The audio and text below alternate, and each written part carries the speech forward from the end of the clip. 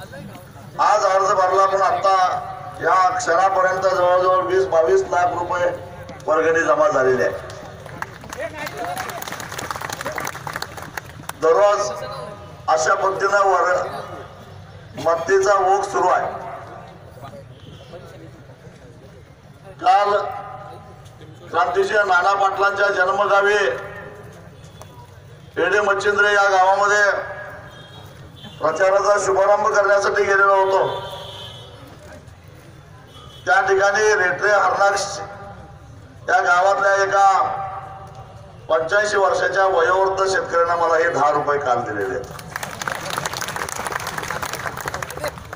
म्हणजे 10 रुपयापासून 50,000 रुपयापर्यंत 1 लाखापर्यंत 5 लाखापर्यंत प्रत्येकानं आपापल्या कृतीनुसार मला मदत करण्याचा प्रयत्न केलेला आहे।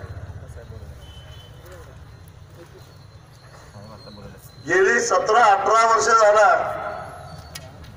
सार्वजनिक जीवनामध्ये असताना तरी सुद्धा अजूनही लोकांना मला वर्गणी द्यावं असं वाटतंय।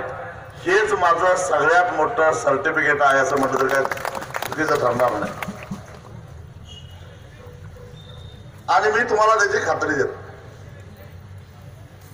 आज अर्ज भरताना माझ्या संपत्तीचं विवरणपत्र आम्ही आजही जाहीर केलं। मला काही लोकांनी विचारलं की यावेळी तुमच्या संपत्तीमध्ये वाढ झालेली आहे ती कशी काय। मी त्याला सांगितलं की संपत्तीमध्ये वाढ झालेली असली तरी गेल्या 5 वर्षामध्ये नवीन काही मी विकत घेतलेलं नाही, उलट थोडं विकलेलं आहे। मग वाढ कशी काय झाली। वाढ व्हायचं कारण मी आमदार असताना त्यावेळचे मुख्यमंत्री विलासराव देशमुख यांच्याकडून मला आमदार स्वेच्छा निधीतून मुख्यमंत्री स्वेच्छा निधीतून मुंबईला एक फ्लॅट मिळालेला होता आणि तो मी कर्ज काढून 45 लाखाला त्यावेळी घेतलेला होता आणि तो भाड्यानं देऊन त्या भाड्यातून जवळजवळ ते कर्ज सगळं फेडून टाकलेलं होतं। शामराव विठ्ठल बँकेने मला ते कर्ज दिलेलं होतं आणि नुकतंच मला शिरूरला शेतात घर बांधायचं होतं। किती दिवस पत्र्याच्या घरात राहायचं। पोरं आता मोठी झाली, आपल्याला काय वाटत नाही पण पोरांना वाटतंय आपलं जरा घर बरं असावं आणि म्हणून मी एक जरा बऱ्यापैकी घर बांधायचा निर्णय घेतला। लोकांनी थोडीफार मदत केली। 20-22 लाख रुपये लोकांनी मला मदत केली। वाळूवाल्यांच्याकडनं वाळू न घेता सुद्धा वाळू सोडून सगळ्या पद्धतीची मदत घेतली। कुणी सळी दिली, कुणी विटा दिल्या, कुणी अजून काही दिलं, कुणी फिटिंग करून दिलं आणि तरी सुद्धा त्यात काही ते बसत नव्हतं।